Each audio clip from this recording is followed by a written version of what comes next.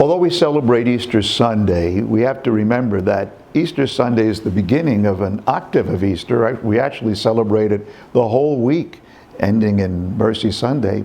But we also have an Easter season of 50 days that goes through Pentecost. And it's good for us to remember that there is a distinction between faith and trust. Faith is a gift. God wants us to have it. It's believing that indeed this is true and God has given us this grace. But trust is how on a day-to-day basis we kind of have that tested. In other words, we inevitably will face challenges in our lives when our faith will be tested, and that's where the trust comes in. It's actually an exercise in hope, in patience. Pope Francis always reminds us that patience is an exercise in the virtue of hope.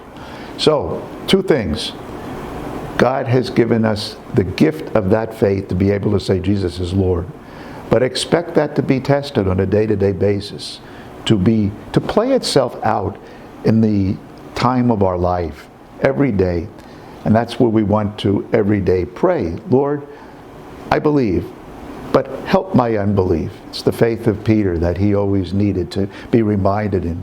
It's a process. It's ongoing. Not a one and done, but something that we know will play out with confidence every day of our lives as we trust that God means what he says.